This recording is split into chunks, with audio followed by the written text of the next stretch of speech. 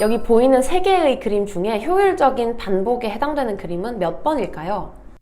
여러분 안녕하세요, 민영쌤입니다. 오늘의 주제는 기말고사 역전을 위한 효과적인 암기법입니다. 여러분 다들 1학기 성적 받고 실망하신 경험 있으시죠? 제가 학생들이랑 이야기를 해보니까 고1 학생들은 중학교 때 본인의 실력에 비해 석차가 좀 떨어졌다고 느껴서 낙담하는 친구들이 꽤 많더라고요. 그리고 고2 친구들은 고1에서 고2로 올라오면서 계열이나 아니면 선택 과목별로 반이 나뉘어서 등급 내는 인원이 너무 적어지다 보니 등급이 잘 안 나왔다고 낙담하는 경우도 꽤 많이 봤습니다. 이런 경우는 대부분 여러분 혼자만의 경험이 아니니까 사실 낙담하고 있는 것보다는 어떻게든 정신을 차리고 이를 아득바득 갈면서 기말고사에서 역전해서 원하는 등급을 받는 게 굉장히 중요합니다.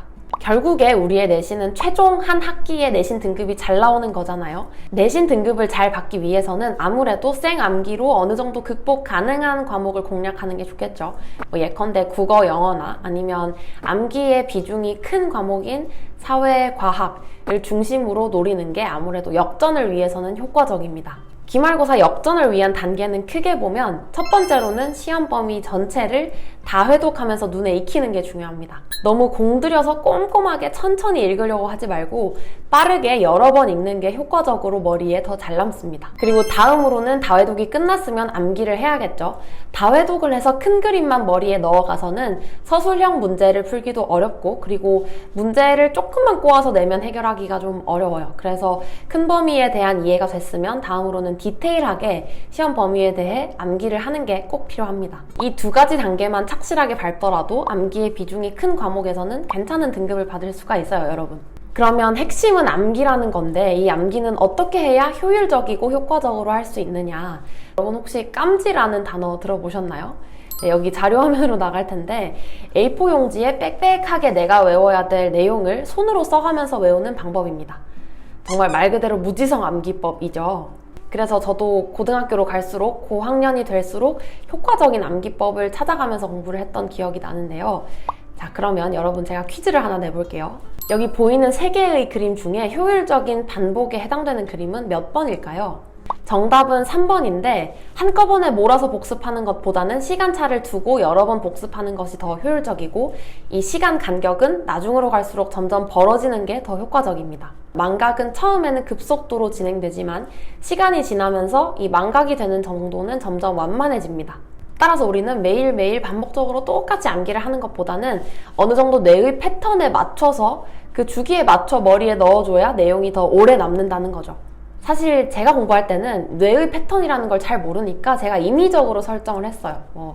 이 내용을 오늘 봤으면 3일 뒤에 본다던가 2일 뒤에 본다던가 스스로 이 패턴을 조율을 했고 그리고 암기하는 내용을 복습할 때도 다 수기로 했었죠.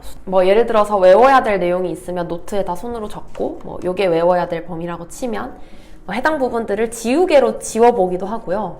아니면 손가락으로 이렇게 가려가면서 내가 잘 외우고 있는지 점검을 했던 기억이 납니다. 뭔가 이게 좀 수고로웠죠? 외우는 것도. 네, 여러분 이제 세상이 많이 간편해졌잖아요. 제가 했던 손으로 가리고 지우개로 지워가면서 패턴에 맞춰 복습하던 이 일련의 귀찮은 과정들을 자동적으로 도와주는 프로그램이 있다고 해서 오늘 여러분들께 소개를 해드리고자 합니다. 바로 노트가든이라는 어플인데요. 이 노트가든은 에빙하우스의 망각 곡선에 기반해서 여러분들이 효과적으로 일정한 패턴에 맞춰 암기할 수 있게 도와주는 간격 반복 학습 프로그램입니다. 사용자가 시험 범위에 해당하는 내용을 필기 형태로 저장을 해서 그 중에서 암기할 내용을 표시하면 알아서 퀴즈도 내주고 그리고 특정 주기 이후에 복습도 하게 해주는 그런 프로그램이라는 거죠. 내가 억지로 반복 학습을 하지 않아도 알아서 일정한 간격에 맞춰 반복 학습을 가능하게 해줍니다. 혹시나 스스로 암기하는 걸 좀 귀찮아하는 친구들은 한 번쯤 활용해봐도 좋을 것 같아요. 자, 그러면 사용 방법을 구체적으로 같이 보겠습니다. 일단 첫 번째로는 학습할 내용이 잘 정돈되어 있어야겠죠? 여러분들이 PC로 편하게 암기해야 할 내용을 정리하시면 됩니다. 시험 범위 내용을 정리해도 좋고 아니면 수업 시간에 받아 적은 필기 내용도 괜찮아요. 저는 중간고사나 기말고사가 있는 건 아니니까 여기 보여드리는 이미지처럼 서울대, 연대, 고려대 수시 전형을 한번 정리해봤습니다. 추가로 글만 써야 되는 게 아니라 스프레드시트나 아니면 이미지도 활용할 수 있습니다. 저는 여기 보여드리는 것처럼 고려대학교의 학과명과 모집 인원으로 스프레드시트를 한번 만들어 봤어요. 근데 여러분들은 사실 뭐 영어 단어나 아니면 특정 개념을 암기하는 데 활용하면 제일 좋겠죠. 뭐 왼쪽에는 영어 단어들을 쭉 쓰고 오른쪽에는 영어 단어의 뜻이나 동의어인 단어들을 쓰면 암기하는 데 좀 더 잘 활용할 수 있을 것 같습니다. 그리고 시험 범위에 귀찮게 이미지를 통째로 외워야 되는 내용들이 꼭 하나씩 포함되어 있는 거 다들 경험해보셨죠? 특히나 뭐 사회나 과학 중심으로 이미지로 암기해야 될 내용이 있다면 이미지도 직접적으로 삽입하시면 됩니다. 자, 이렇게 시험 범위의 내용을 PC로 예쁘게 정리를 하셨으면 다음으로 두 번째로는 휴대폰으로 직접 들고 다니면서 외우시면 됩니다. PC 휴대폰이 잘 연동되어 있어서 정리한 내용이 자동으로 휴대폰에 뜰 거고요. 아무래도 모바일로 학습할 수 있어야 원하는 때 바로바로 편하게 학습할 수 있잖아요. 자투리 시간에 활용하기도 좋고. 그래서 PC랑 휴대폰을 왔다 갔다 하면서 내가 정리한 내용을 우선은 외워주시면 되겠습니다. 이렇게 암기를 다 했으면 다음으로는 점검을 해봐야겠죠. 세 번째로는 점검하기인데요. 필기되어 있는 내용들 중에 내가 점검하고 싶은 내용이 있으면 붉은 밑줄로 표시하시면 학습 코스에 포함이 됩니다. 그러면 해당 내용들은 퀴즈를 통해 내가 암기를 했는지 암기를 못했는지 점검할 수가 있는 거죠. 암기를 했는지 복기해야 되는 부분들을 빨간색으로 다 표시하는 게 끝났으면 창 하단에 있는 학습하기를 누르시면 됩니다. 그리고 아까 저희가 필기에 살짝 곁들였던 스프레드시트나 아니면 이미지도 퀴즈 형태로 출제할 수가 있는데요. 스프레드시트 같은 경우에는 여기 보이는 이미지의 오른쪽에 보이시는 것처럼 뭐 특정 행은 문제로 지정하고 특정 행은 정답으로 지정할 수가 있어요. 저는 학과명을 문제로 지정했기 때문에 퀴즈가 나오면 이 학과에 몇 명이 모집 인원인지를 맞춰야 되는 형태로 퀴즈가 나오는 겁니다. 그리고 이미지 같은 경우에는 여기 사진으로 뜨겠지만 내가 특정 부분의 명칭을 외우고 싶을 수도 있죠. 예를 들어서 대뇌, 간뇌, 뇌하수체 이 명칭들을 외우고 싶을 수도 있고 아니면 여기 해당되는 설명들을 외우고 싶을 수도 있죠.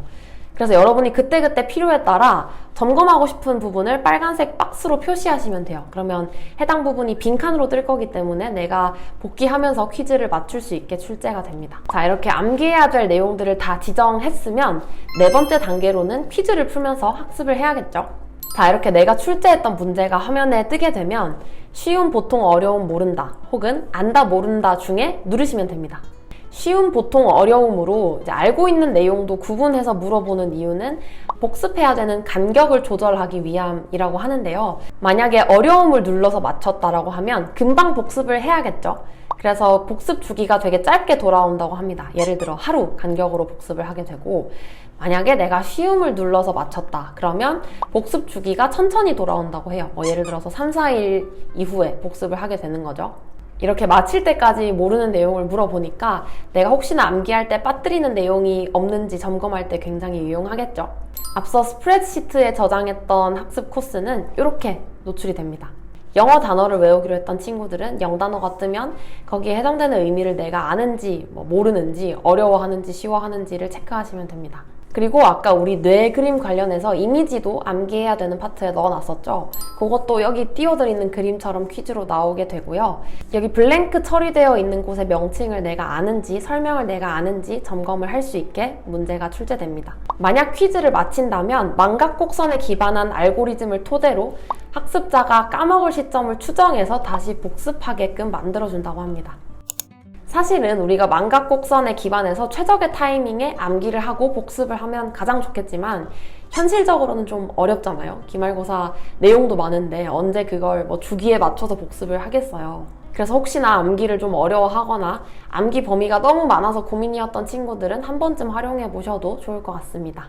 그리고 혹시나 이렇게 망각곡선 패턴을 활용한 암기법 외에도 그리고 제가 중학생 때 했던 무지성 깜지 암기법 외에도 여러분이 효과를 봤던 좋은 암기법이 있으면 댓글로 서로서로 공유를 해줘도 좋을 것 같아요. 수단과 방법을 가리지 마시고 꼭 암기 과목에서라도 등급을 좀 올려서 최종 이번 학기 내신은 원하는 등급을 다 성취해 내시길 바랍니다. 그럼 저희는 다음 영상에서 만날게요. 안녕!